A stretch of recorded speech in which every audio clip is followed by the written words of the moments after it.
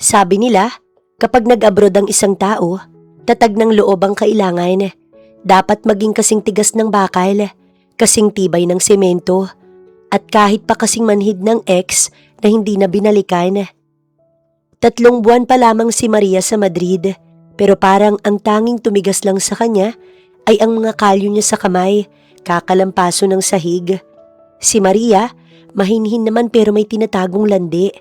Normal naman yun para sa kanya. Sino bang walang tinatagong kalandian sa katawan? Hindi siya naniniwala na siya lang ang ganito. OFW siya pero may desire rin naman siya. Na sa ngayon ay hanggang sa imahinasyon lang muna at sa panaginip. Isang simpleng Pinay na nangarap, nag-impake, lumayas at nakipagsapalaran. Ang mission niya, kumita ng euros para sa pamilya. Dahil isa siyang breadwinner, ang realidad niya doon na minsan hindi naiisip ng mga kapatid niya. Tagalinis siya ng mansyon ng isang lalaking akala mo hinulog mula sa langit dahil sa sobrang gwapo. Ang amo niya ay si Vandrik.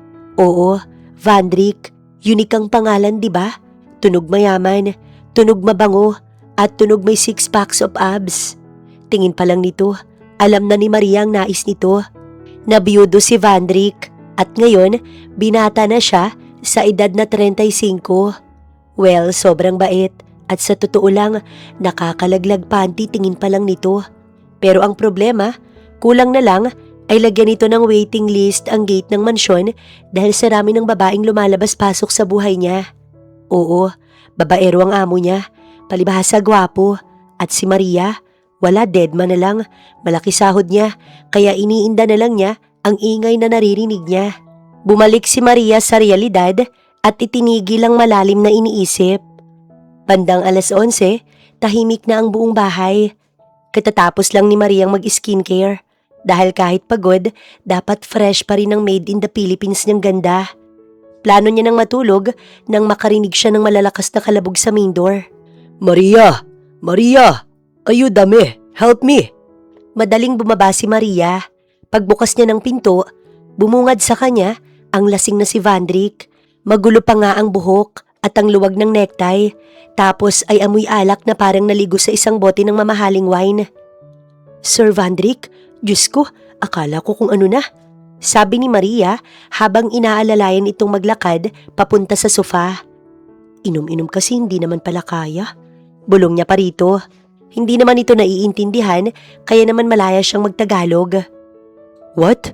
What are you? Inom-nom? Bulong na tanong pa nito upang gayahin ang sinabi ni Maria.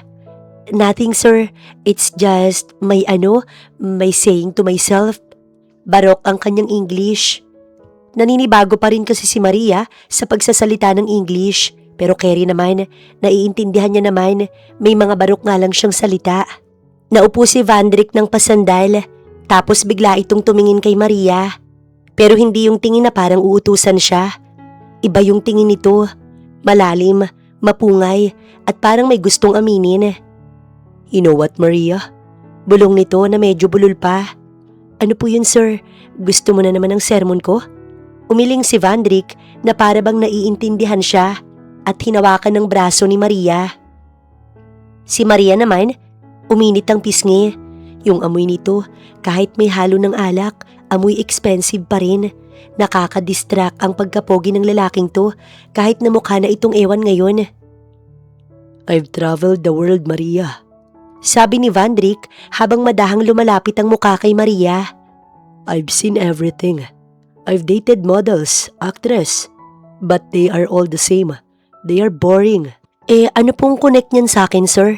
Tanong ni Maria habang kinakabahan na. Bigla itong ngumiti, yung ngiting nakakaloko na may kasamang dimple. I realized something tonight. I don't want them anymore. I want something authentic.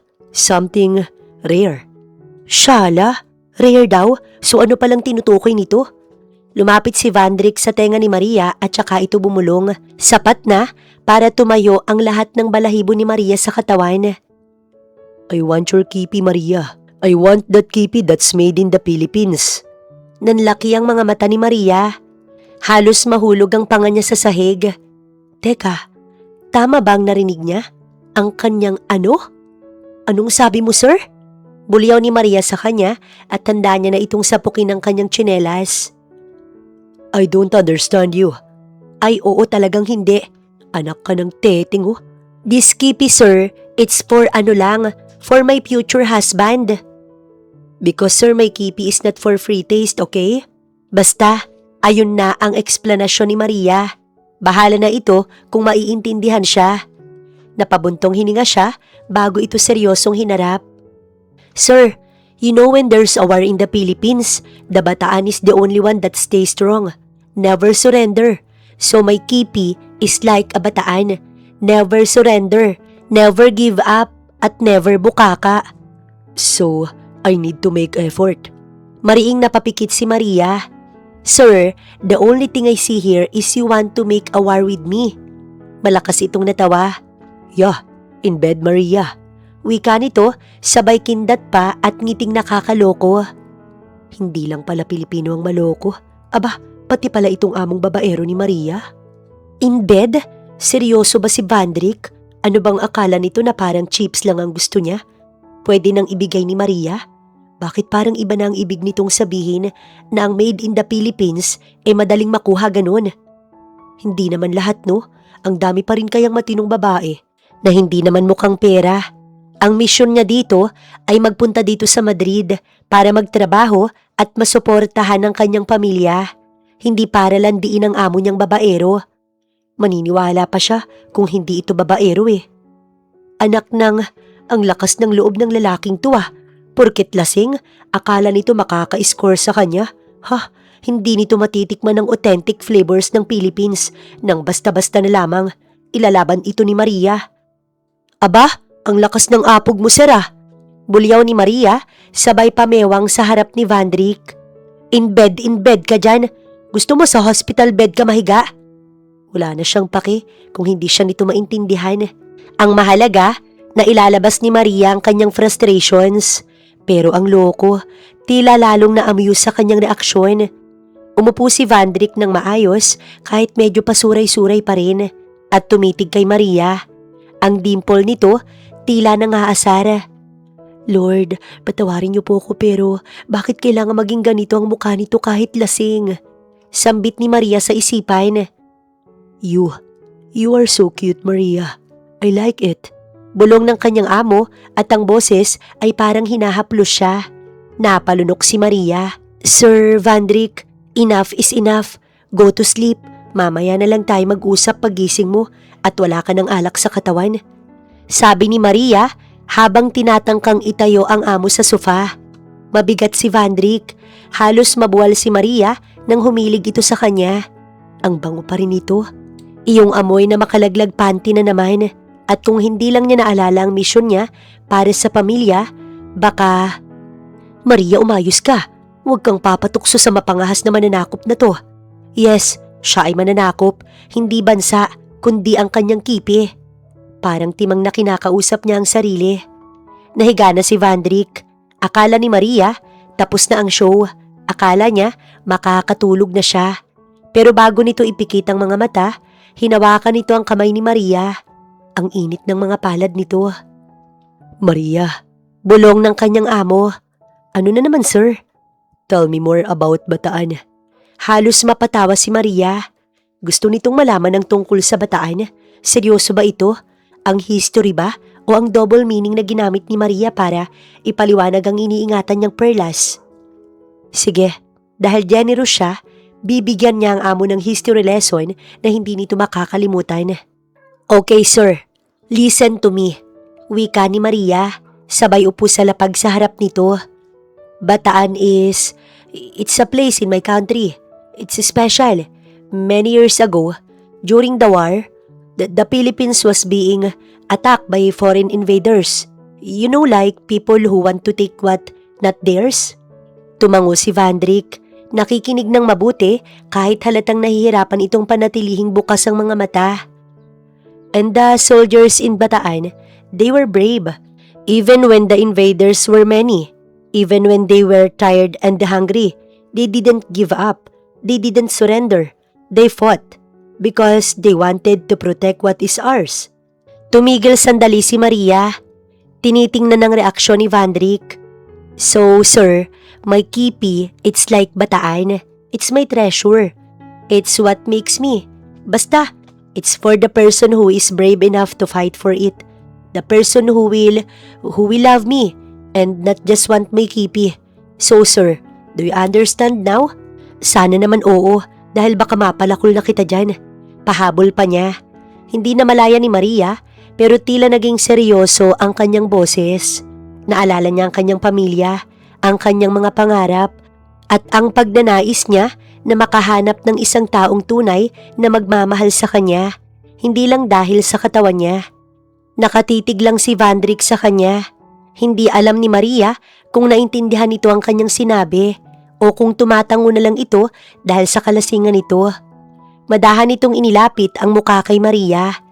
Heto na naman ang feeling na yun, yung parang may butterflies sa stomach ni Maria. Or baka naman, gutom lang ito dahil hindi pa siya nagdi-dinner. Maria? Bulong ni Vandrik at halos dumampi na ang labi nito sa kanyang labi. Heto na, the moment of truth. Magiging invader ba siya o igagalang ba niya ang bataan ni Maria? Pero biglang, abay pakshit. Madiin na sambit ni Maria sa kanyang isipan. Nakatulog na pala ang loko habang si Maria prepared na sana para sa isang passionate scene. Napasuntok si Maria sa hangin. Buisit na to. Akala niya kung anong mangyayari. Scam na naman siya. Tumingin siya sa natutulog na si Vandrik. Mukha itong anghel habang natutulog. At kung hindi lang alam ni Maria na isa itong babaero, baka unang araw pa lang niya nasakop na siya nito. Bahala ka dyan, sabi ni Maria. Sabay tayo at lakad paakyat sa kanyang kwarto. Yan ang napapala mo sa pagiging mapangahas mo at pagiging palainom. Matulog ka dyan sa sofa, sir. May inis man si Maria, hindi niya mapigilang mapangiti habang paakyat ng hagdan. Ang gabi na ito, hindi niya makakalimutan. Ang amo niyang biyudot babaero, si Maria naman ang target ngayon. Sawa na yata sa imported na mga tilapia. Kinabukasan, imbis na hangover ang bumungad kay Vandrik, ay parang naging hyper pa ito. Hindi alam ni Maria kung anong espiritu ang sumapi sa kanyang amo. Pero simula paggising ng dalaga, nakabuntot na si Vandrik sa kanya. Maria, do you have more? Tanong nito na pinutol agad ni Maria habang nagwawalis siya sa garden. Sir, hindi yun for free taste ha? At isa pa, itigil mo na po ang pagpapantasya sa akin dahil kagabi sa sobrang stress na ako sa'yo. I'm stressed, sir, okay? Dagdag na sagot ni Maria para naman mas maintindihan ng lalaking ito na nakatitig lang sa kanya habang sinisermonan niya. No, I mean, tell me more stories about the Philippines. It's more fun in the Philippines, right? Hirit pa ni Vandrik. Hindi ito umalis sa tabi ni Maria. Kahit na halos matamaan na ito ng walis na kanyang gamit. Sa totoo lang, simula kagabi, parang nag-iba na ang ihip ng hangin. Yung mga babaeng dati, labas-pasok sa mansyon, biglang hindi na pinapapasok ni Vandrik ngayon. Narinig kasi ni Maria kanina na kapag may tumatawag sa cellphone nito, ang laging sagot ni Vandrik, I'm busy studying history. History raw, ang tanging history lang naman na alam nito ay ang The Battle of Maria's Kepi na ikinuwento niya dahil lasing ang amo. Napailing-iling si Maria dahil nagsisimula na naman ang stress niya kay Sir, imbis na matiwasay ang kanyang umaga. Bandang hapon, habang abala si Maria sa paglilinis ng mga mamahaling display sa sala, biglang bumukas ang pinto ng mansyon at hindi lang isa, hindi dalawa, kundi 5 naggagandahang babae ang sabay-sabay na pumasok. Hoy, what is the meaning of this? Lahat ito sabay-sabay kay amo? Sambit niya sa kanyang isipan. Napabuntong hininga si Maria. Sabi na nga ba't babaero pa rin talaga si Vandrik? Where is Vandrik? Tanong ng isang blonde na parang sasali sa Miss Universe. Magaganda naman talaga, mga mukhang wild talaga. He's not answering our calls. Sabi naman ng isang brunette na kulang na lang sampalin si Maria, mailabas lang si Vandrik. Mukhang nag-usap ang mga reserves ng amo niya at nagdesisyong mag-rally sa bahay nito. Wait, momentito ladies. Harang ni Maria sa kanila. Sir Vandrik he is busy, very busy. Busy with what? Another woman? Mataray na tanong ng panglima. Eksakto namang bumaba si Vandrick sa hagdan. Nakaputing t-shirt lang ito at short, pero yung kagwapuhan ay talaga namang pang-international. Vandrick, explain this. Sabay-sabay nilang sigaw. Nagulat ang kanyang amo. Napatingin ito kay Maria na parang humihingi ng saklolo. Maria, help me. Bulong nito bago nagtago sa likod ng dalaga. Aba sir, problema mo yan. Bakit ako ang gagawin mong shield? Sir, please don't. I'm not a shield. I told them I found someone better. Someone authentic. Malakas na sabi ni Vandrick para marinig ng lima. Who? Her? Turo ng bland kay Maria. The maid? Hala, sumabog ng natitirang pasensya ni Maria. Maid? Parang may pang-iinsulto rito ah. Aba, hindi na ito tama. Sandali, wala namang kinalaman si Maria rito ah. Wala siyang kasalanan kung ang sir niya ibang tilapia na ang bet. Excuse me ma'am, I am not just a maid. I am a Filipina. And my beauty is... What did you say sir? Rare? Dahil sa sobrang tensyon at sa kagustuhan ni Vandrick na patunayan ang sinasabi nito, bigla nitong hinila si Maria sa braso. Pero dahil madulas ang sahig na kakalampaso lang ni Maria, nawalan siya ng balanse. Napasigaw si Maria. Napayakap si Maria sa leeg ni Vandrick para hindi matumba. Si Vandrick naman, sinubukan siyang saluhin pero dahil sa bigat niya, pati ito ay na-out of balance at doon na naganap ang hindi inaasahan. Eksaktong pagbagsak nila, naglapat ang kanilang labi, hindi lang dampi. Talagang lapat mga sis. Ramdam ni Maria ang malambot nitong labi at ang amoy ng mint na palagi nitong gamit. Nanlaki ang mata ni Maria. Nanlaki rin ang mga mata ng babae. Ang 5 babae sa harap nila, sabay-sabay na napanganga. Ang isa, nahulog pa ang designer bag sa sobrang gulat. Oh my God! Sigaw nilang lahat. Humiwalay si Vandrick, pero imbis na humingi ng paumanhin, ay nakita ni Maria ang isang nakakalokong ngiti sa labi nito habang nakatingin sa kanya.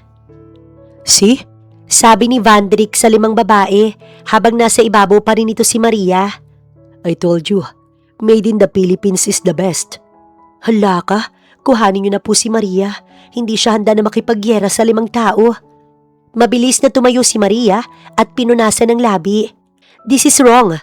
It's accident mga ma'am. Paliwanag niya para hindi siya makalbo ng 5 to. No! You did it on purpose. We see it clearly, honey. Malditang wika ni Blandina. Mariing napapikit si Maria. Napabuntong hininga siya bago hinarap ang amo na malawak ang ngiti at sayang-saya sa nangyari. Sir, you're really out of your mind. We call it buwang sir. Inis na sabi ni Maria. Pero nakapagtimpi pa rin naman siyang ambahan nito para suntukin. Buwang? Oh, that 5 women is buwang.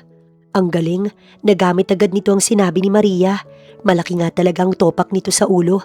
Bakit? Ano bang tingin ng amo niya? Hayok si Mariang yumaman gamit ang lalaki? Well, gusto niyang yumaman. Pero hindi naman sa ganitong paraan na gagamitin lang niya ang katawan niya. May paninindigan din naman si Maria. At ang magiging chismis sa Pinas pag-uwi niya, isa na namang kababayan ang nakaahon sa kahirapan. She's not authentic or rare. Her kipi is black. Trust me. Hoy, balutong babae na to ah. Paano niya nalaman? Ay hindi naman sobrang itim ah. Color brown lang naman eh. Normal sa morena, di ba? Makalait naman tong buwisit na to. Palibhasa maputi ang kanya. Naiinis na wika ni Maria sa sarili. Well, excuse me ma'am. My kipi is not white as yours. But this is fresh. Maputi nga kipay mong gaga ka kung sino-sino naman ang nakakapasok. Inis na sabi pa ni Maria bilang pahabol sa panlalait nito sa kanya. Bakit siya papatalo? What did you say? I said, your kipi is beautiful, but it's like an open door. In and out ang boylet, ma'am. Inirapan pa ito ni Maria. Matapos ang aksidenteng halik na yon sa harap ng 5 babae, parang sasabog ang dibdib ni Maria.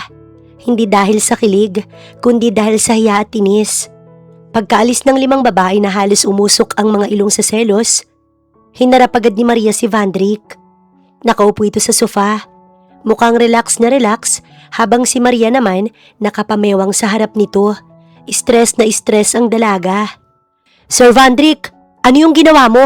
Alam mo bang pwede kang mademanda sa ginawa mo sa akin? Sa Pinas, harassment yan. At yung mga babae mo, baka balikan ako ng mga yun at sabunutan ako sa kalsada. Napataas na ang boses ni Maria sa kanya. Imbis na sumagot o magpaliwanag, ang ginawa ni Vandrick, nakatingin lang ito kay Maria, yung tingin na parang maamong tupa. Malambot ang mga ekspresyon, nakapatong ang baba sa kamay at may maliit na ngiti sa labi. Parang nanonood lang ito ng paborito nitong teleserye. Are you done, Maria? Tanong ni Vandrick sa mahinahong boses. Hindi pa. Sir, employee mo ko. Hindi mo ko girlfriend. Huwag mo kong gagamiting panangga sa mga babae mo. At yung halik na yon, accident yun, okay? Burahin mo sa memorya mo, Buratelo. I can't. Sagot nito, sabay kibit balikat. It tasted like strawberry lip balm and I like it. Anak ng sir, seryoso ko. Napahawak si Maria sa kanyang sentido. Stress na ako sa'yo. Akala ko ba mabait ka? Bakit parang ang hilig mong mangasar ngayon? Sir, I thought you're kind. Tumayo si Vandrick at dahan-dahang lumapit kay Maria. I am kind, Maria. But I am also a man who knows what he wants. And right now, I want to make sure you're not mad at me. Tiningnan siya ni Maria ng masama. Galit ako. Galit na galit. Pero ang loko hindi natinag. Kinuha nito ang walis na hawak ni Maria at ito ang naglagay sa gilid. Go rest, Maria. You've had a long day. I'll order dinner for us. No girls, I promise. Just you and me. Inirapan lang siya ni Maria at naglakad pabalik sa kwarto niya. Akala nito ay madadaan siya sa pa-dinner nito. Pagdating ni Maria sa kwarto, agad niyang kinuha ang cellphone. Gusto niyang tawagan ang kanyang tatay. Ito ang palagi niyang takbuhan kapag pagod na siya doon sa Madrid. Isang kamusta lang nito, abot langit na ang kanyang ginhawa. Pero pagkakita ni Maria sa screen, tambak ang missed calls ng kapatid niya mula sa Pilipinas. Kinabahan siya. Agad niya itong tinawagan. Iba kasi talaga ang kutob ni Maria. Hindi naman sila ganito eh. Oo, tumatawag, pero grabe naman ang dami ng missed calls nila. Halos lahat sila'y tinatawagan siya. Bumilis ang tibok ng puso ni Maria habang hinihintay ang pagsagot ng kapatid niya. Tumagal pa ito ng ilang minuto hanggang sa sumagot na. Ate, si tatay. Hikbi ng kapatid ni Maria sa kabilang linya. Bakit, anong nangyari kay tatay? Sumumpong ba yung hika niya? Pilit na pinapakalma ni Maria ang kanyang sarili. Wala naman dapat mangyari sa tatay niya. Napakalakas nito. Ang dami pa nilang usapan bago siya nakarating doon. Halos sarangan din ito ang pinto para lang hindi siya makalabas. Pero ang ending, matapos ang matinding pakiusapan na ilang taon lang siya doon at mag-iipon lang, ayon at pinayagan din siya nito. Wala na si tatay, ate. Kaninang madaling araw lang, inatake siya sa puso. Hindi agad nakapagsalita si Maria. Para siyang nabingi. Parang ayaw tanggapin ng kanyang isipan. Pakiramdam ni Maria, gumuho ang kanyang mundo. Nanigas ang kanyang mga binti at dahan-dahang napaupo sa sahig. Hindi siya makahinga. Ang tatay niya. Ang dahilan kung bakit siya nandito wala na. Bakit? Bakit biglaan naman? Ang daming bili ng kanyang tatay sa kanya. Buwan-buwan ay iniipon at binibili ni Maria ang mga bili nito sa kanya. Sa loob ng 3 buwan, halos makumpleto niya ng mga hiling nitong pasalubong. Nagsimulang pumatak ang mga luha ni Maria. Hindi niya mapigilan ang kanyang paghagulgol. Ang sakit, sobrang sakit na wala siya sa tabi nito noong huling sandali nito. Hindi na malaya ni Maria na bumukas ang pinto ng kanyang kwarto. Si Vandrick pala, may dalang baso ng tubig. Siguro ay kakamustahin siya. Pero nang makita nito si Maria na nakasalampak sa sahig at humahagulgol, ay agad itong lumapit at lumuhod sa harap niya. Maria? Hey, what happened? Why are you crying? Nag-aalala nitong tanong. Hindi makapagsalita si Maria. Itinuro lang niya ang kanyang cellphone habang patuloy ang pag-iyak niya. Naintindihan agad ni Vandrick. Kinuha nito si Maria at niyakap ng mahigpit. Wala na itong pakailam kung mababasa ang mamahalin nitong damit ng mga luha ni Maria. Sir, my father, he's gone. Sabi ni Maria sa pagitan ng mga hikbi. I need to go home. I need to go back to the Philippines. Humiwalay si Vandrick ng kaunti at hinawakan na magkabilang pisngi ni Maria. Pinunasan nito ang mga luha niya gamit ang mga hinlalaki nito.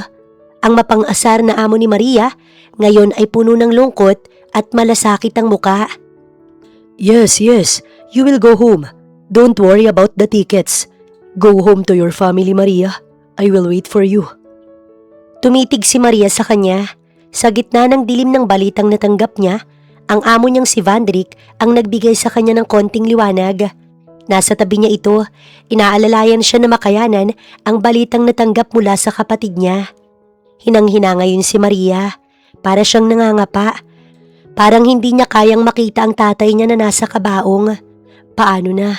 Ano na ang gagawin niya sa mga pasalubong na hiniling nito? Hindi na malaya ni Maria, nayakap na pala niya si Sir Vandrick. Basta iyak lang siya ng iyak, nawala ang hiya niya at ang mga isipin. Wala siyang pake basta umiiyak lang siya. Alam ni Maria na hindi na nito maibabalik ang kanyang tatay. Hindi na siya nahintay nito. Sabi niya 2 taon lang siya dito. Para siyang pilay ngayon, hindi alam ni Maria kung saan siya magsisimula. 2 linggo na ang nakakalipas, simula nang bumalik si Maria sa kanilang probinsya. Mabigat pa rin ang dibdib niya sa pagkawala ng kanyang tatay. Pero kailangan niyang magpakatatag para sa kanyang mga kapatid. Miss na nga din ni Maria ang kanyang amo na kahit babaero, mabait naman. Sinagot talaga ni Vandrick ang lahat. Tapos may pinabaon pang pera para ipanggasto sa kanyang tatay. Nakapambahay lang si Maria, suot ang kupas na t-shirt at short niya. Magulo din ang buhok niya at kasalukuyang nagluluto ng sinaing sa likod bahay nang marinig niya ang tili ng kaibigang si Janet. Si Janet ang pinakamarites sa kanilang baryo at kung may balita ay sa kanya mo agad maririnig. Pero ang tili nito ngayon parang nakakita ng multo o nanalo sa loto. Maria! Maria! Lumabas ka dyan! Diyos ko, may emergency! Sigaw ni Janet habang tumatakbo patungo kay Maria. Muntik na itong madapa dahil sa mga manok nila na nabulabog rin sa pagsigaw nito. Ano ba yan, Janet? Akala ko naman kung ano na. Nasusunog pa tong sinain ko sa ingay mo. Bulyaw ni Maria sa kanya. Gaga! May pogi! Sobrang pogi, Maria. Nakasakay sa puting sasakyan. Mukhang naligaw na artista sa gitna ng bukid natin. Hingal na sabi ni Janet habang paypay ang kamay sa mukha nitong pawis. Aba, si Janet naman talaga. Ano bang gagawin ni Maria sa tinutukoy nito? Busy siya sa dagok na pinagdaraanan niya ngayon, hindi sa sinasabi nitong boylet. Walang ibang gwapo sa paningin ni Maria, kundi ang amo niya lamang. Naghahanap sa'yo at alam mo ba kung anong sabi sa mga tambay sa kanto? Ano? Takang tanong ni Maria. Sabi niya, Where is my wife, Maria? Asawa daw ikaw, te. Pinakasalan mo ba yung Kastilang yun sa Madrid o hindi mo sinabi sa amin? Halos mabitiwan ni Maria ang sandok. Wife? Sa pagkakaalam niya, ang contract na pinirmahan niya kay Vandrick ay employment contract at hindi marriage contract. Lokong amo niya na yun ah. Anak ng, hindi ko asawa yun. Amo ko yun. Amo? Bakit parang mamamatay na sa pag-aalala nang tinanong kung nasaan ang bahay niyo? Tara, naroon siya sa tapat ng barangay hall. Pinagkakaguluhan ng mga dalaga. Nagmadaling tumakbo sina Maria at Janet at pagdating ni Maria sa tapat ng kalsada, nanigas siya. Doon sa gitna ng mga tricycle, nakatayo si Vandrick. Naka-shades ito, suot ang isang mamahaling shirt na lalong nagpakita sa muscles. Pawis na pawis si Vandrick dahil sa init ng Pinas. Pero kahit mukha itong malagkit, mas gwapo pa rin ito sa lahat. Pagkakita nito kay Maria, ay nagliwanag ang mukha ni Vandrick. Maria! Tumakbo ito palapit kay Maria at bago pa man makapagreklamo ang dalaga, binuhat siya nito at niyakap ng mahigpit sa harap ng buong baryo. Vandrick, ano ba? Ibagsak mo ko, nakatingin ng mga kapitbahay. Saway ni Maria sa kanya habang pulang-pula ang mukha niya. I miss you. Bulong nito, deadma sa mga taong nakapaligid. And I told them I am your husband because they wouldn't tell me where you live. Aba, ang galing mo ring mangimbento ah. Inirapan ni Maria ang amo pero hindi niya mapigilang mapangiti. Bakit ka nandito? Sabi ko di ba babalik din naman ako pagkatapos ng libing? Sir, why are you here? Humiwalay ng kaunti si Vandrick at hinawakan ng kamay ni Maria. 2 weeks is too long, Maria. The mansion is empty without you and your sermon. And I realize I don't want to wait for you in Madrid. I want to be here with you. Maria, ang haba ng hair mo. Pati ang belbilisim mo, abot hanggang Manila. Hiyaw ni Janet sa gilid habang kumukuha ng video sa kanyang cellphone. Tumingin si Vandrick sa paligid sa mga bukid, sa mga kalabaw at sa maliliit nilang bahay. So, this is Bataan? Hindi sir, this is Zambales. Malapit lang sa Bataan pero dito kami. I mean, here is my place sir. Sagot ni Maria habang nakatitig sa kanya. Ngumiti si Vandrick, yung ngiting nakakatunaw ng puso. Then, I will stay here until you are ready to come back with me. Or until you officially make me your husband. Wow, English yun ah. Maria, ano daw sabi? Tanong ni Janet na hindi naintindihan ng huling sinabi ni Sir. Sabi niya gusto niya daw mag-aral magtanim ng palay. Palusot ni Maria, kahit ang totoo ay kulang na lang matunaw siya sa kilig. Dito na yata magsisimula ang totoong gyera, hindi sa pagitan ng mga bansa, kundi sa pagitan ng pusong Pinay at ng isang mapangahas na Espanyol na handang sakupin pati yata ang kanilang bukid. Pero ang tanong, tatagal kaya si Vandrick dito? Sa init ba naman ng Pinas at sa kakaibang kultura dito?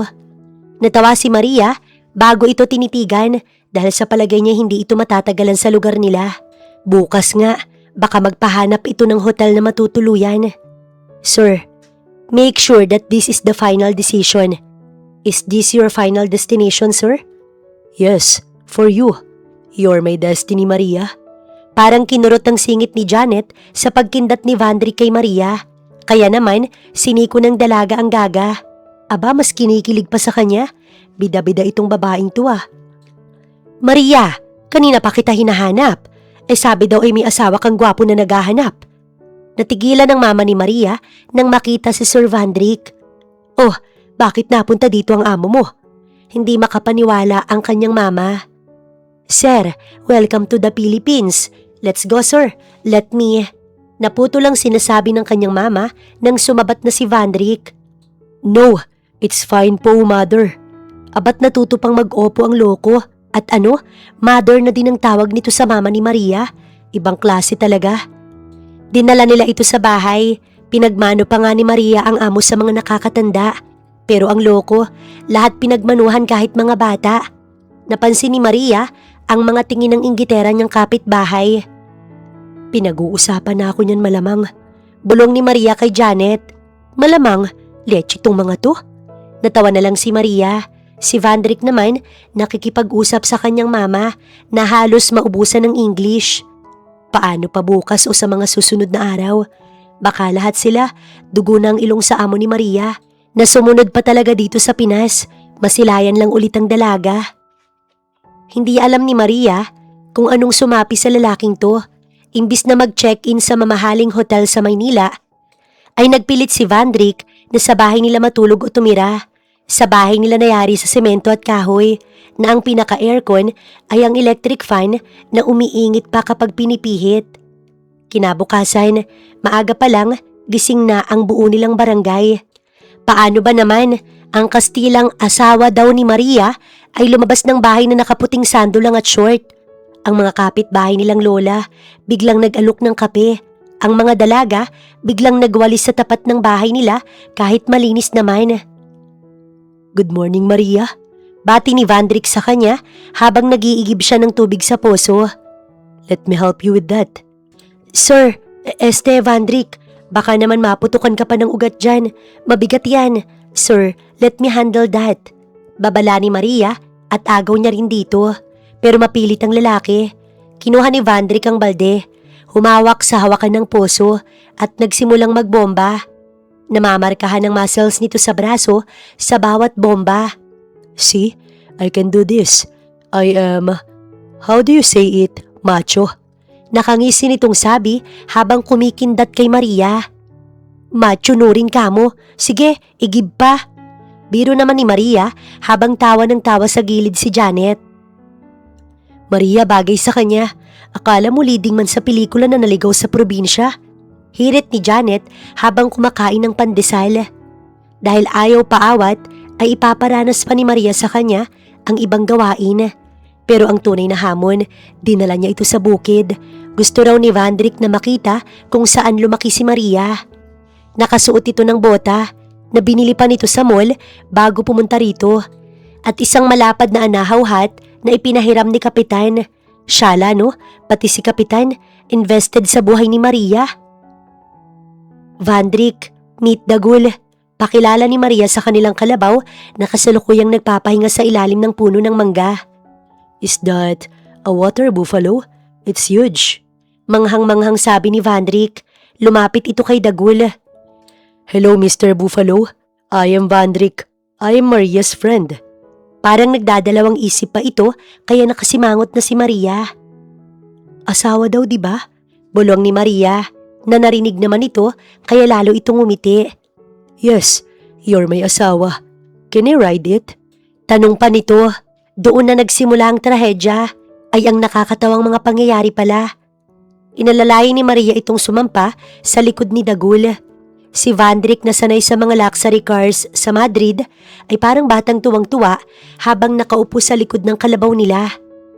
Look Maria, I am a Filipino cowboy. Sigaw nito habang nagpo-pose para sa picture. Pero mukhang hindi nagustuhan ni Dagul ang pagiging malikot ni Vandrick. Biglang nag-wild si Dagul at bigla itong nagtatakbo patungo sa putikan. Stop! Mr. Buffalo, stop! Sigaw ni Vandrick habang pilit na humahawak sa sungay ni Dagul. Vandrick, kapit lang! Dagul! Dahan-dahan! Sigaw ni Maria habang sila hinahabol na parabang nakakaintindi talaga ang kalabaw nila. Eksaktong sa gitna ng malalim na putikan tumigil si Dagul at doon din nahulog si Vandrick. Mula ulo hanggang paa, balot ito ng itim na putik. Ang mamahaling shirt nito ngayon ay mukha ng basahan. Tumakbo palapit si Maria sa kanya. Nag-aalala pero pilit na pinipigilan ng tawa. Vandrick, okay ka lang ba? Sir, you okay? Marahan itong umupo sa putikan. Inalis nito ang putik sa mukha nito at tumingin kay Maria. Akala ni Maria magagalit ito. Akala niya aayaw na ito sa buhay bukid. Pero ang loko, bigla na lang tumawa. Isang malakas na tawa. This is authentic. This is the most fun I've had in years. Hinila nito ang kamay ni Maria kaya napasamang dalaga sa putikan. Vandrick, ang dumi-dumi ko na rin. Now we are the same, Maria. Sabi ni Vandrick habang tinititigan si Maria ng malalim. Dirty, messy, but happy. I don't need the mansion. I don't need other girls. I just want this mess with you. Hinawakan nito ang mukha ni Maria at deadma sa putik na nasa pagitan nila. Sa gitna ng bukid at sa ilalim ng tirik na araw na nakakasunog ng balat at sa harap ni Dagul na parang nanonood lang, ay naramdaman ni Maria ang seryosong pag-ibig ng lalaking ito para sa kanya. I love your bataan, Maria. And I think I really love you too. Naniga si Maria. I love you too daw? Teka, kailangan ko bang sumagot ng I love you 3? Sambit niya sa isipan. Huwag mo kong idaan sa ganyan, sir. Marami pa akong dapat na ginagawa. Kakain pa tayo ng bagoong at manggang hilaw. Tingnan natin kung hindi ka sumuko dyan. Hamon ni Maria sa kanya. Pilit na itinatago ang kilig na halos sumabog sa kanyang dibdib. What? I don't understand. Sir, stand up and go wash your body, okay? Wash with me? Pilyong tanong pa nito habang natatawa. Loko, sir, please stop joking. Later, we will eat bagoong and mango. Bring it on, Maria. I'm not leaving until you say I love you back in Tagalog. Napangiti si Maria. Ang amo niyang biyudo at babaero ay habol-habol siya na parabang ang ganda niyang babae. Alright, sir, excuse me. I need to wash cause my flower, if I don't wash it, it will smells like bagoong. Paalam ni Maria bago ito iniwan. Matapos ang dinanas ni Sir Vandrick na insidente kasama si Dagul, ay ang akala ni Maria susuko na si Vandrick at lalayas na pabalik sa bansa nito. Pero matigas din ang bungo ng kastilang ito. Desidido siyang makuhang matamis na oo ni Maria. Kahit ang ibig sabihin nito, kailangan niyang dumaan sa butas ng karayom. Dahil doon sa kanila, makaluma talaga ang way ng panliligaw. Maaga pa lang, Nakabihis na si Vandrick. Hindi nakabota o puting t-shirt, kundi suot niya ay jersey ng Barangay Hinebra na hiningi niya sa kapatid ni Maria at may isang panyo na nakatali sa noo niya. Mukha na siyang extra sa probinsyano. Taray, ayaw patalo ni amo Sambit niya sa isipan. Maria, I am ready for the Pinoy lifestyle.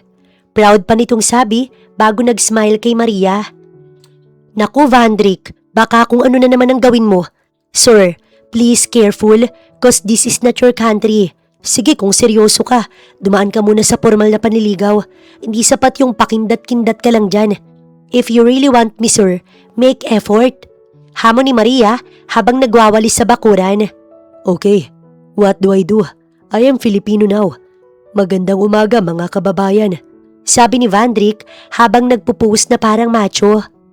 Unang-una, kailangan mong makuha ang boto ng mga kapatid ko. At pangalawa, kailangan mong patunayan na kaya mong makisama tumira dito. Hindi puro sosyalan ng buhay ko. Sir, be simple. Paliwanag ni Maria. Ang unang misyon ni Vandrick ay makuha ang tiwala ng bunsong kapatid ni Maria, si Biboy, ang 7 taong gulang at masungit pagdating sa mga manliligaw ng kanyang ate. B-boy, gusto mo ba ng chocolates? Tanong ni Vandrick habang naglalabas ng isang box ng imported Swiss chocolate. Tinanong-tanong niya kay Maria ang Tagalog word na ito at pinagpraktisan ng mabuti para lang makausap ang kapatid nito. Tiningnan lang siya ni B-boy. May trolley ka bang gamis? Tanong ng bata. Napakamot si Vandrick. No, but I have this. Gold coin chocolate. Umirap si B-boy. Ayoko niyan. Gusto ko ng yum burger sa Jollibee. Dahil sa kagustuhan ng mapalapit kay B-boy, nagkumuyot si Vandrick patungong bayan. Isipin niyo na lang, isang gwapong Espanyol, pawis na pawis, nakasakay sa tricycle habang bitbit ang 2 bucket ng Chicken Joy at 10 yum burger. Pagbalik, pagod na pagod siya pero proud. B-boy, look! Jollibee! Kumain sila sa sahig. Gamit ang kamay, natuto si Vandrick magkamay. Is it good, B-boy? Tumango si B-boy habang puno ng spaghetti ang bibig. Pwede na, pero kailangan mo pa ring manuyo. Kuya, more effort. Halos mapatawa si Maria sa reaksyon ni Vandrick. Ang ikalawang formal na panunuyo sa dalaga ay may kasamang harana. Habang nagpapahinga sila sa teres, biglang lumabas si Vandrick, bit-bit ang isang gitara na hiniram naman ito kay Janet. Hindi alam ni Maria kung marunong itong maggitara, pero seryoso ang mukha ni Vandrick. Umupo ito sa tapat ni Maria at nagsimulang mag-strum. Sablay-sablay ang chords pero ang boses nito, susme, ang boses nito ay maganda at nakakaakit talaga. May binabasa ito na hawak naman ni Janet. Halos mamatay si Maria sa kakatawa habang si Janet sa gilid, tili naman ng tili. Maria, ang haba ng hair mo, abot hanggang ibang bansa. Napatigil si Vandrick sa pagkanta. Namumula ang muka. Is it bad? Janet taught me the lyrics. Tiningnan siya ni Maria. Sa kabila ng mga sablay na chords at maling lyrics, nakita niya ang pagsisikap ni Vandrick. Ang isang mayamang byudo mula sa Madrid ay nagpapakaabnoy sa harapan ni Maria para lamang mapangiti siya. Lumambot ang puso ng dalaga. Sige lang, kanta pa Vandrick. Sabi ni Maria sa mahinang boses sabay ngiti. Nagliwanag ang mukha nito. Ipinagpatuloy ni Vandrick ang pagkanta na kahit mali ang Tagalog, ramdam ni Maria ang tindi ng damdamin nito. Sa mga sumunod na araw, napansin ni Maria ang pagbabago kay Vandrick.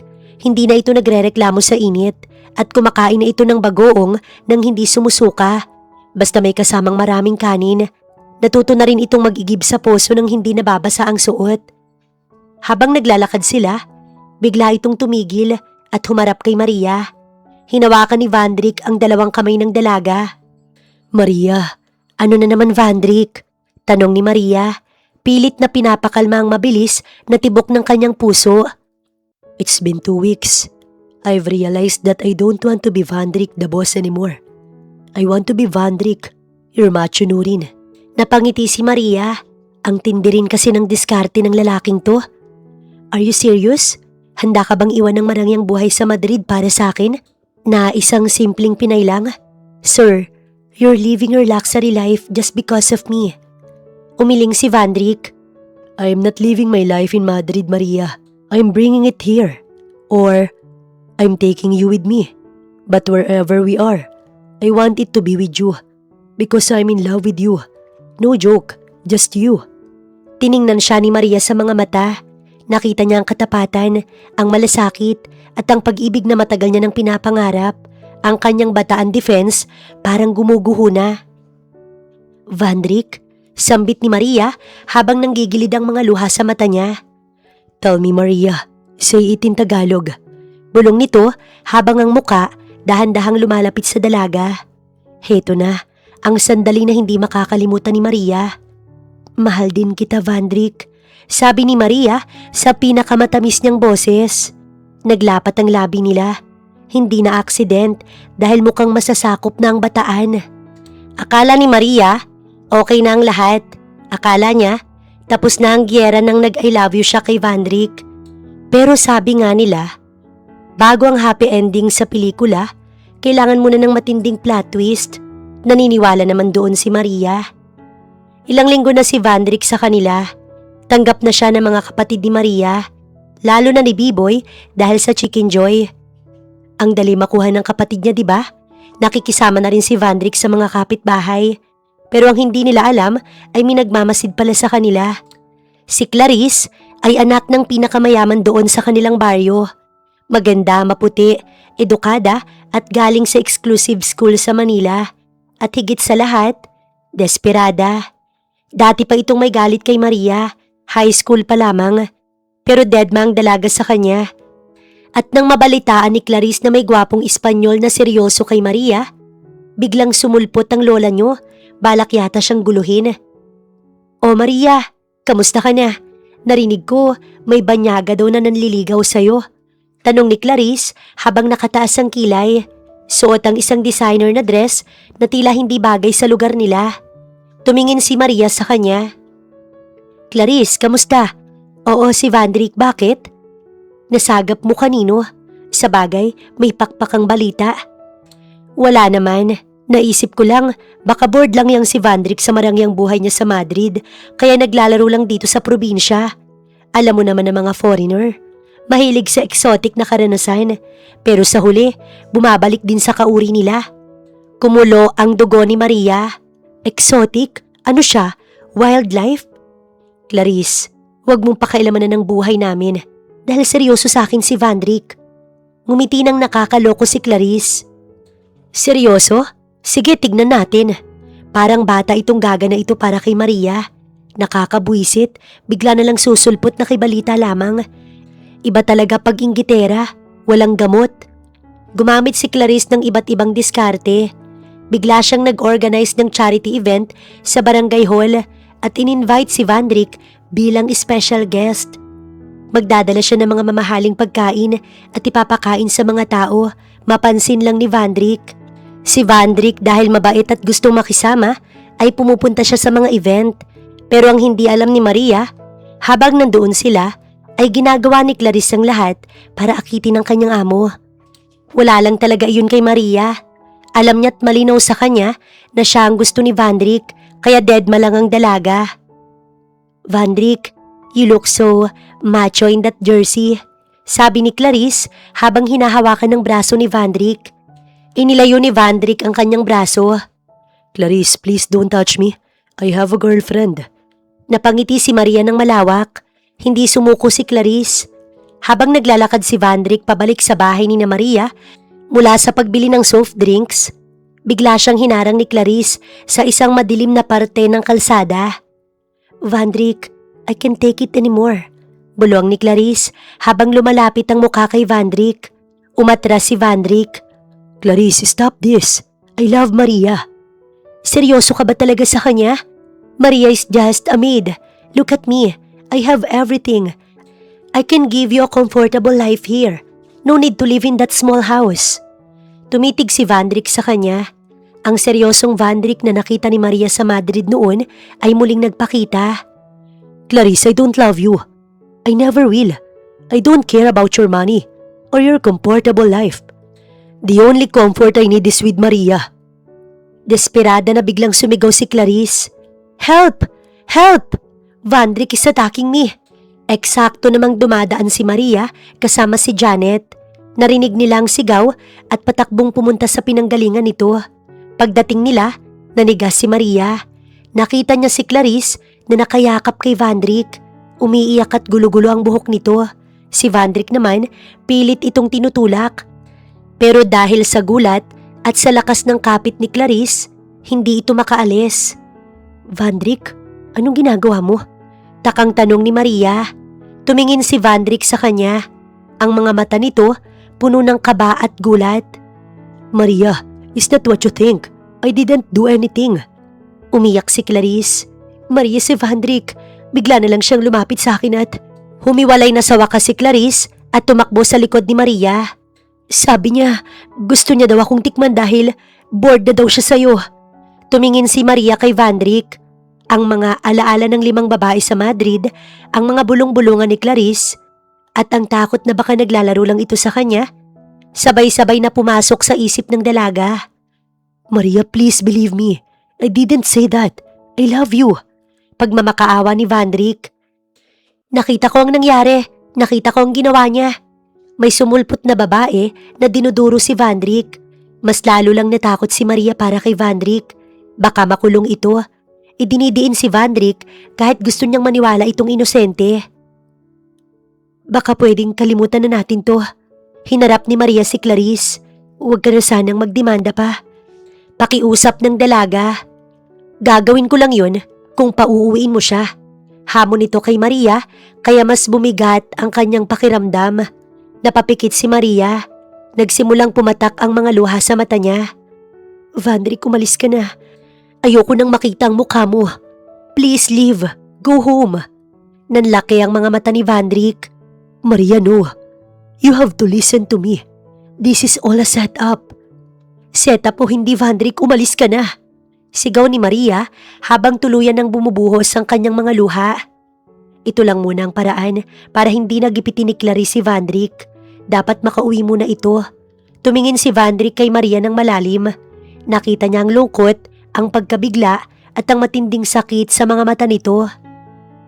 Okay, if that's what you want. Sabi ni Vandrick sa mahinang boses, sabay talikod at lakad paalis. Hindi na ako magdedemanda. Wika ni Clarice bago siya nito iniwan na parang walang nangyari. Natiling nakatayo si Maria sa gitna ng kalsada. Humahagulgol habang si Janet pilit siyang pinapatahan. Janet, wala akong choice. Delikado lang si Vandrick dito kung magpupumilit pa ako. Alam mo naman ang batas natin dito. Hindi ko mapapatawad ang sarili ko kapag nakulong siya dito dahil lang sa pagiging desperada ni Clarice. Bawa ka ng inang babaeng yun eh. Galit na wika ni Janet. 3 araw na si Maria na parang lantang gulay. Nakahilata lang siya sa papag. Yakap-yakap ang una niyang amoy panis na laway pa dahil nakakatulog na lang kakaiyak. Si Vandrick, balita ni Maria, nag-check-in sa isang maliit na paupahan sa bayan. Sabi ni Janet, hindi raw kumakain ng lolo niyo at nakatingin lang sa dingding. Pero ang hindi alam ni Maria, habang nagluluksa siya na para bang namatayan siya, ay may nabubuong alyansa ang kanyang kapatid at si Janet. Oh, heto ang plano, bulong ni Janet kay Biboy at Vandrick. Nakasuot silang 3 ng itim na t-shirt na hiniram ni Vandrick kay Biboy. Kaya bitin na bitin sa kanya. Kailangan nating takutin si Clarice hanggang sa kumanta siya na parang Regine Velasquez.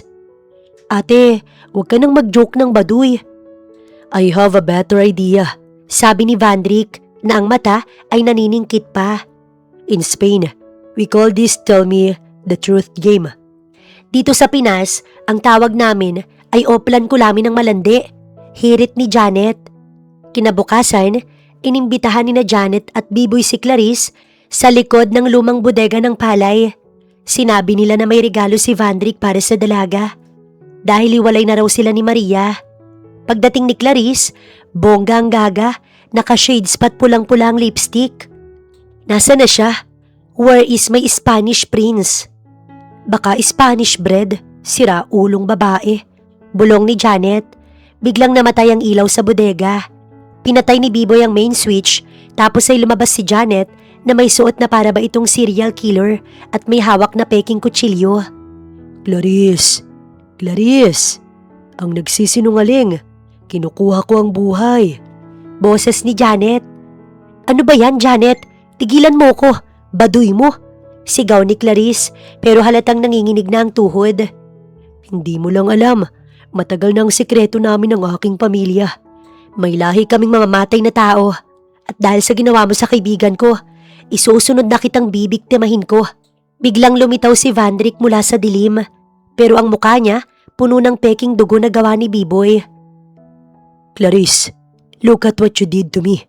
Vandrick, my God, what happened to you? Tili ni Clarice. Dito na pumasok si Biboy, na pakunwaring sasaway kay Janet. Ate wag, hindi mo kailangang pumatay. Si Ate Clarice sa tingin ko, magsasabi naman siya ng totoo, wag mo na siyang saktan. Sigaw ni Biboy na todo acting talaga na pang horror. Sabihin mo ang totoo o kukunin ka niya at hindi ko alam ate kung makukumbinsi ko ba si Ate Janet. Dahil sa takot nito kina Biboy at Janet, bumigay si Clarice, napaluhod siya sa simento. Sorry na. Nagsinungaling lang ako, hindi ako niyakap ni Vandrick. Ako ang sumungab sa kanya. Ginawa ko lang yon kasi gusto kong mas maging mayaman at tumira sa Madrid. Please, patigilin niyo na tong si Janet. Eksaktong pag-amin niya, biglang bumukas ang ilaw at nandoon si Maria sa gilid. Nakatayo, hawak ang cellphone niya na nakarecord ang lahat. Napatigil si Clarice, napatingin siya kay Maria, tapos kay Vandrick na ngayon ay nagpupunas na ng ketchup sa mukha nito. You recorded it? Utal ni Clarice. Oo, Clarice, at ipopost ko to sa Facebook group ng barangay natin para malaman ng lahat kung gaano ka kadesperada. Umalis ka na, bago ko pagamitin sa'yo ang powers ko. Tumakbo palayo si Clarice na parang hinahabol ng 10 kalabaw. Naiwan silang 4 sa bodega. Tahimik na tumingin si Maria kina Janet at Biboy. Salamat sa inyo. Sus, maliit na bagay ate, basta yung Jollibee ko sabi ni Biboy bago hinila si Janet palabas para bigyan ng dalawa ng privacy. Hinarap ni Maria si Vandrick. Nakatayo lang ito doon. Medyo amoy ketchup pa. Pero ang mga mata nito puno ng pagsusumamo. Maria, simula ni Vandrick. Sorry. Putol ni Maria sa kanya. Sorry Vandrick, pinagdudahan kita. Nakalimutan ko na mas matibay dapat ang tiwala ko sa'yo. Pero wala kasi akong choice. Vandrick, I don't have a choice. I need to protect you from her. Dahan-dahang lumapit si Vandrick kay Maria. Hinawakan nito ang mga kamay ng dalaga. It's okay Maria. I understand. I was just sad that I almost lost you. Yumakap si Maria sa kanya ng mahigpit. Hindi ako mawawala. Nanalo ka na Vandrick. Official na. Humiwalay si Vandrick ng kaunti. Itinaas ang baba ni Maria at tumitig sa mga mata nito. Ang lahat ng kaba, selos at lungkot biglang napalitan ng sobrang init na pakiramdam. Does this mean I am really the husband now? Nakangiti nitong tanong. Liligawan mo pa ako sa harap ng puntod ni tatay bukas. Biro ni Maria habang pinapahid ang kanyang luha. Pero sige na nga, mahal na mahal kita Vandrick. I know you don't understand me, but always remember that I love you so much. Hindi na sumagot si Vandrick. Inilapit nito ang mukha niya at hinalikan si Maria. I love you, my Maria. Bulong nito sa gitna ng halik. Dahil bati na sila, nagpa-despedida party ang mga tito ni Maria para kay Vandrick sa likod bahay. Siyempre, hindi mawawala ang tagayan. Ang nakaharap ni Vandrick ang mga barako ng tito ni Maria, si Tito Boy na mangingisda, si Mang Kanor na magsasaka at ang mga pinsan ng dalaga na sanay sa purong lambanog. Ngayon tuloy ay nag-aalala si Maria sa kanyang nobyo. Mamaya ay malasing ito ng sobra dahil sa pag-aya ng kanyang mga tito. Pero ayaw naman ni Maria na maging KJ kaya sabi niya ayos lang. Si Maria na lamang ang mag-aasikaso mamaya kapag hindi na talaga nito kayang tumayo o maglakad ng tuwid. Vandrick, para maging ganap na pinayang asawa mo, dapat kaya mong makipagsabayan sa amin. Hamon ni Tito Boy sabay abot ng isang basong puno ng matapang na alak. No problem. I am strong. Sigaw ni Vandrik bago tinira ng isang straight ang basong puno ng alak. Pagkalipas ng isang oras, ang gwapong Kastila ni Maria ay namumula na ang buong muka at leeg.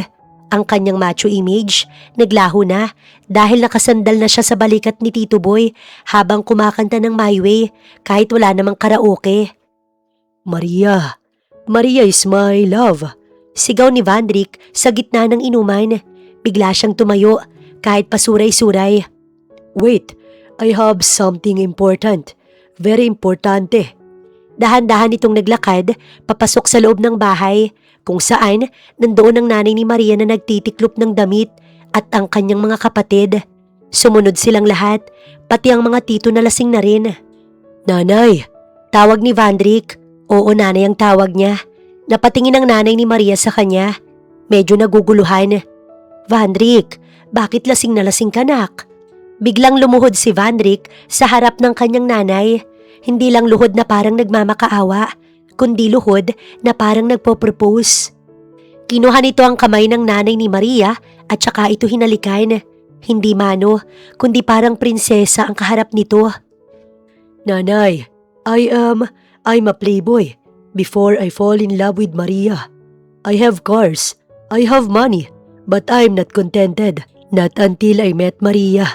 Mahinang sabi pa nito, medyo bulol na pero ang emosyon ay grabe talaga. She is the most beautiful woman in the world. Napahagik-gik si Biboy sa gilid pero siniko siya ni Maria. Nanay, please, I want to marry Maria. I want to be part of your family. I want to eat Jollibee with Biboy every day. I want to protect her forever. Sabi ni Vandrik habang may tumutulo ng mga luha. Tumingin ito kay Maria, tapos sa mga kapatid ng dalaga. I will be a good husband. I will not be a babaero anymore. I only want Maria. Only Maria. Lahat sila ay natahimik. Kahit lasing si Vandrik, ramdam na galing sa kaibuturan ng puso nito ang bawat salitang binibitawan. Ang mga tito ni Maria na kanina'y nagbibiro lang, ngayon ay seryoso na ring nakikinig. Lumapit ang nanay ni Maria sa kanya at hinaplos ang buhok ni Vandrik. Vandrik, alam kong mahal mo ang anak ko. Nakita ko kung paano ka nagtiyaga dito sa amin. Hindi mo kailangang maging mayaman para sa amin. Kailangan mo lang siyang mahalin habang buhay. Love her forever. I will, nanay. I promise. Okay, sige na. Pumapayag na ako. Pero bago ang lahat, tumayo ka na dyan at baka masuka ka pa sa sahig ko. Biro ng kanyang nanay na nagpatawa sa kanilang lahat. Inalalayan ni Maria si Vandrik na tumayo. Humilig ito sa balikat ng dalaga. Amoy alak pero amoy mabango pa rin. Maria, I did it. Your nanay said yes. I am the winner of the war. Natawa si Maria at hinalikan ito sa pisngi. Oo na, panalo ka na. Pero bukas, siguradong sasakit ang ulo mo. It's okay. As long as when I wake up, you are there. Sabi ni Vandrik bago tuluyang nakatulog sa balikat ni Maria. Binuhat ito ng mga tito ni Maria papunta sa sofa. Habang tinitingnan ni Maria ang nobyo na natutulog na may ngiti sa labi, alam niya na ito na talaga yon. Ang kanyang pakikipagsapalaran sa ibang bansa, nagdala sa kanya pabalik sa sarili niyang bayan, bitbit ang isang kayamanan na hindi sa salapi, kundi ang tapat na pag-ibig ng isang lalaking handang maging Pinoy at iwan ng lahat para lang siya'y makapiling. Handa na rin naman si Maria na lumagay sa tahimik.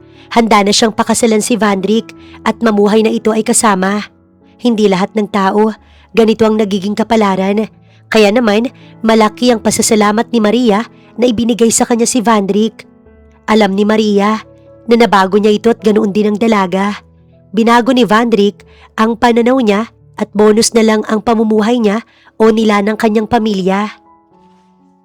Para kay Maria, hindi iyon mahalaga, hindi iyon ang nililingon niya, kundi ang mga sakripisyo ni Vandrik para sa kanya. Bihira sa ibang lahi ang ganito na mag-e-effort pang samahan siya at ligawan doon sa lugar nila. Oo, open-minded sila at may pagiging wild. Ngunit si Vandrik, hindi lang bastos ng slight, maginoo rin naman. Hanggang ngayon nga, wala pang nangyayari sa kanila dahil alam nito na makaluma ang kanilang estilo. Ibibigay lang ni Maria ang perlas niya kapag kasal na sila. Ito ang maireregalo niya sa kanyang magiging asawa. Dumating na ang araw na hindi malilimutan ni Maria. Hindi lang ito basta kasal, para itong wedding of the century sa kanilang baryo. Akalain mo ba namang ang dating yaya sa Madrid ngayon ay lalakad sa altar kasama ang kanyang gwapong amo? Madaling araw pa lang, abala na si Janet sa pag-ayos ng mga bulaklak sa simbahan. Si Biboy naman, nakabarong na rin at proud na proud bilang ring bearer. Ate, ang ganda mo, mukha kang artista, hindi ka na mukhang bruha. Biro ni Biboy habang tinitingnan si Maria sa salamin. Nakasuot si Maria ng isang modern Filipiniana na simple pero elegante. Habang tinitingnan niya ang kanyang sarili, hindi niya mapigilang maiyak. Sayang wala na ang kanyang tatay para ihatid siya. Pero alam ni Maria, nakatingin ito mula sa itaas at nakangiti dahil nahanap niyang lalaking mag-aalaga sa kanya at poprotekta. Ito naman ang pangarap nito eh. Sabi nito, mangyari lang daw ang gusto nito, magiging payapa na ito. Sa kabilang banda, si Vandrick ay parang hihimatayin sa kaba sa labas ng simbahan. Suot nito ang isang custom-made na barong Tagalog na may bordang disenyong Pinoy at Espanyol at kahit pawis na pawis ito sa init, hindi mabawasan ng kagwapuhan. Wala eh, sobrang pogi kasi kaya kahit anong maging itsura. Vandrick, relax, sabi ng bestman nito na lumipad pa mula sa Madrid. Ito ang kaibigan ni Vandrick at dumalo rin ang pamilya nito. Hindi humadlang ang mga ito, bagkus ay masaya pa nga. At kilala na rin naman nila si Maria dahil naging katulong nga ito sa Madrid. I can't. What if I say the wrong Tagalog word during the vows? Sobrang kabado nitong tanong habang pilit na inaayos ang kanyang kwelyo. Nang tumunog na ang kampana, bumukas ang malaking pinto ng simbahan. Tumugtog ang instrumental version ng paborito nilang kanta. Dahan-dahang naglakad si Maria kasama ang kanyang nanay sa isang tabi at ang litrato ng kanyang tatay sa kabila. Pagkakita kay Maria ni Vandrick, nakita ng dalaga ang pagpatak ng luha sa mga mata nito. Yung lokong babaero sa Madrid noon ngayon, umiiyak na parang bata dahil sa sobrang saya. Nang makarating si Maria sa harap, kinuha nito ang kamay niya at hinalikan. You are breathtaking, Maria. Mirena. Dumating na ang pinakasentro ng seremonya, ang vows. Kinuha ni Vandrick ang mikropono, huminga ng malalim at binasa ang kanyang sinulat sa isang pirasong papel na medyo lukot dahil sa kaba. Maria, simula nito sa seryosong boses. I went to the Philippines to find you, but I ended up finding myself. Before, I was just a man with a big house and a lonely heart. But you showed me that home is where you are. Nagpatuloy si Vandrick sa Tagalog kahit medyo bulol pa rin. Maria, pangako ko, ikaw lang ang laman ng puso ko. Handa akong mag-aral, magluto at handa akong sumakay ulit kay Dagul kahit ihulog niya ako sa putikan sa harap ng Diyos at ng iyong pamilya.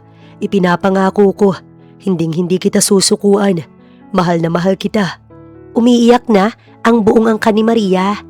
Pati si Janet, humahagulgul na habang nagvi-video. Kinuha naman ni Maria ang mikropono para sa sagot niya. Vandrick, hindi ko akalain na ang pagsisikap ko sa ibang bansa magdadala sa akin para makilala kita at makatagpo ng tunay na pag-ibig. Salamat sa pagpunta dito. Salamat sa pagtanggap sa pamilya ko. At salamat sa pagmamahal sa akin. Kahit minsan, mas matigas pa ang ulo ko. Ipinapangako ko.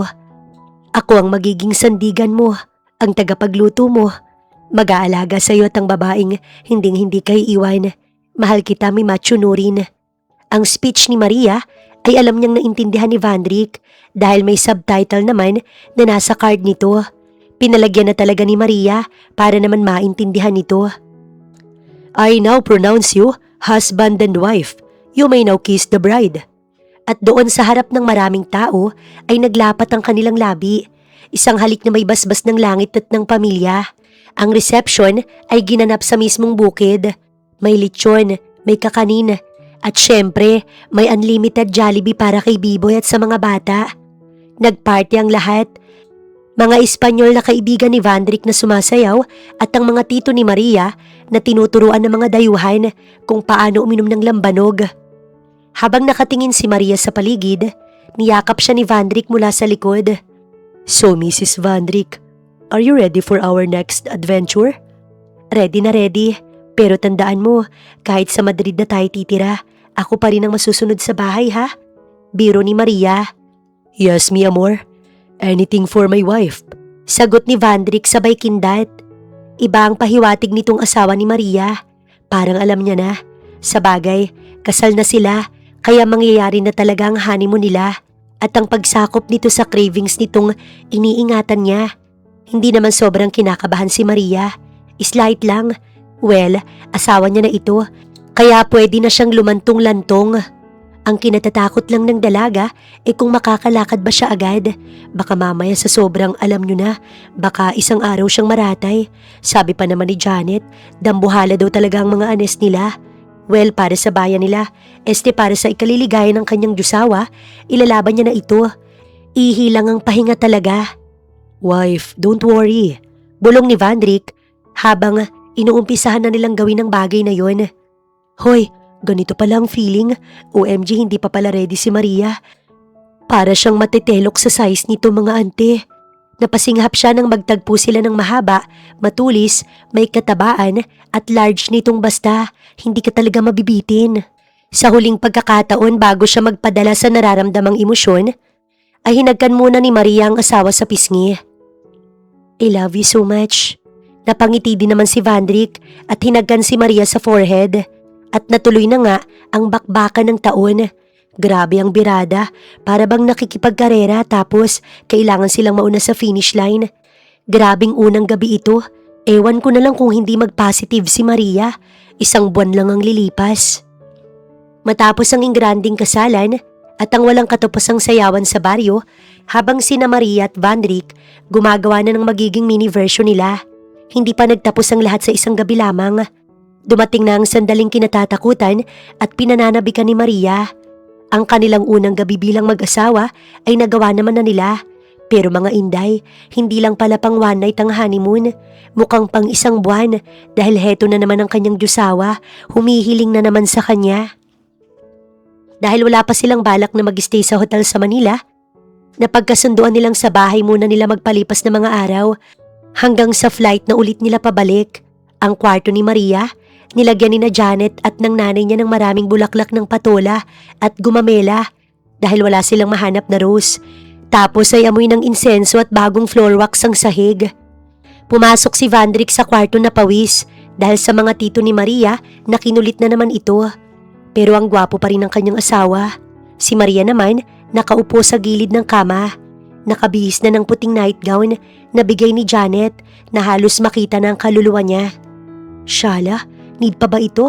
Nakapag-honeymoon naman na sila kagabi ah. Bakit parang gabi-gabi siyang sasabak sa labanan? Maria, bulong ni Vandrick. Ang boses nito ay napakalambing. Are you okay?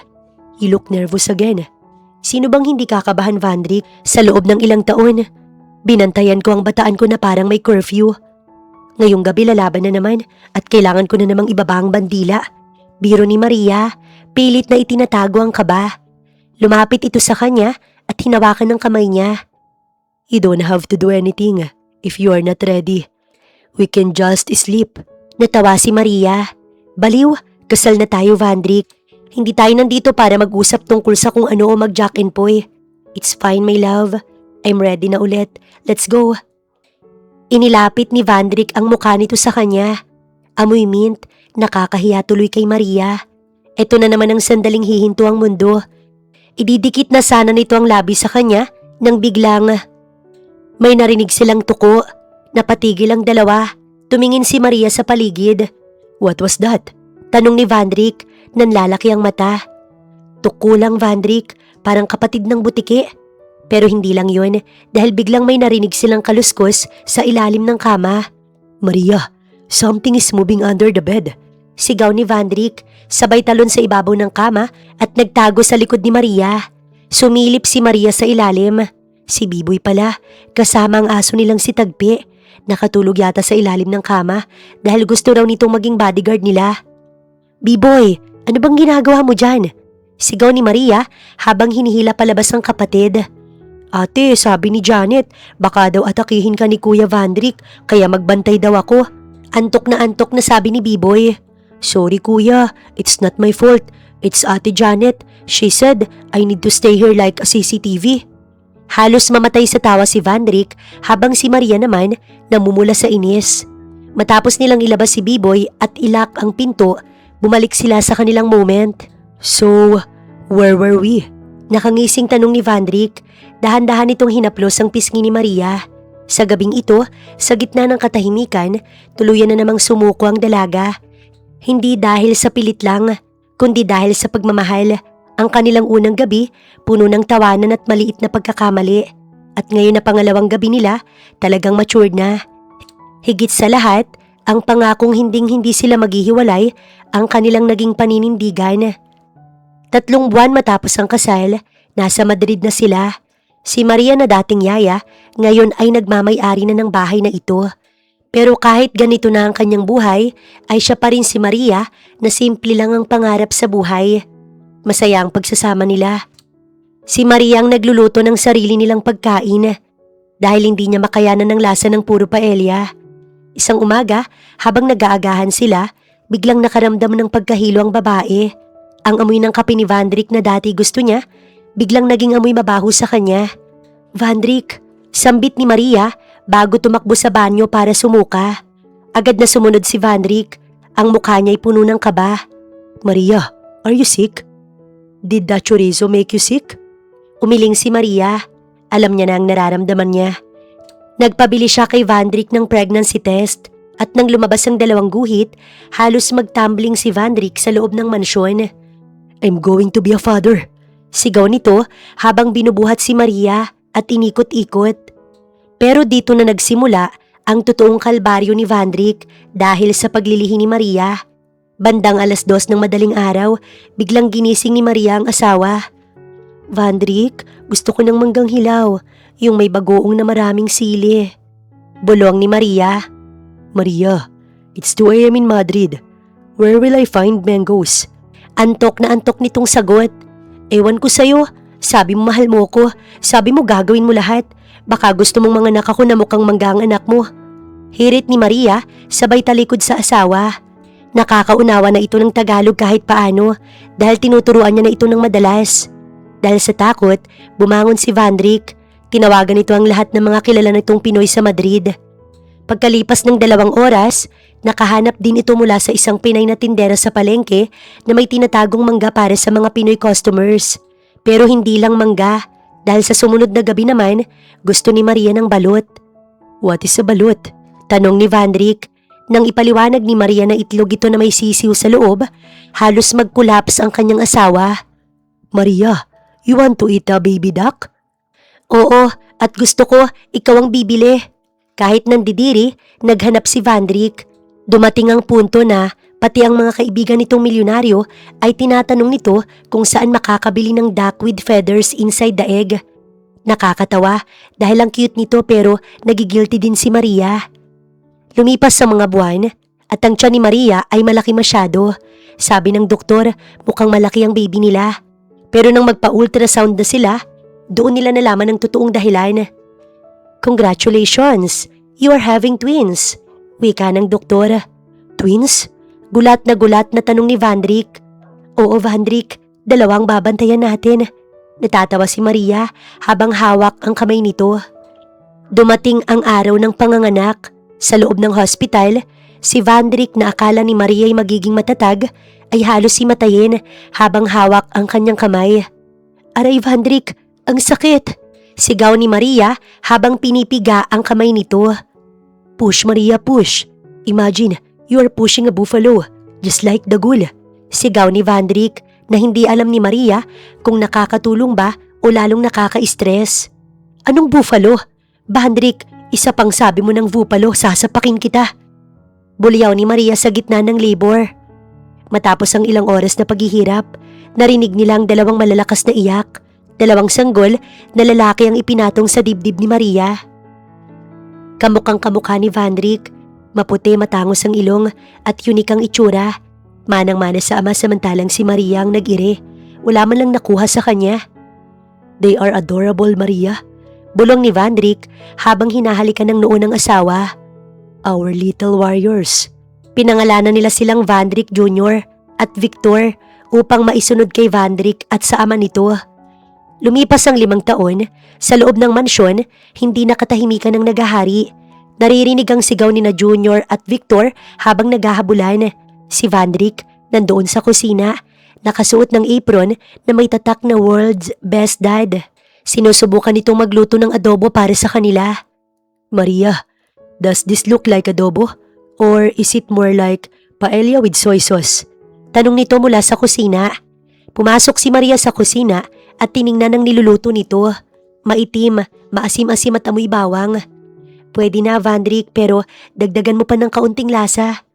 Niyakap siya nito mula sa likod habang tinitingnan nila ang kanilang mga anak na naglalaro sa garden. You know, Maria, looking back that night when I asked for your kipi, it was the best mistake in my life. Mistake cause it's disrespectful. Natawa si Maria. Yes, but it led me to the real treasure. It led me to you. Hinagkan siya ni Vandrick. Ang kanilang kwento nagsimula sa isang nakakalitong usapan hanggang sa napunta sa panunuyo sa probinsya at nauwi sa isang pamilyang puno ng saya at kulay. Wala ng Clarice, wala ng 5 babae at lalong wala ng lungkot.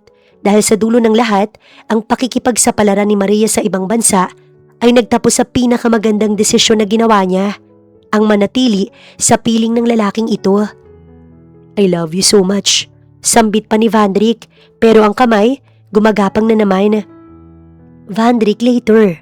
Bulong ni Maria bago inagaw ang pagluluto dahil baka masunog.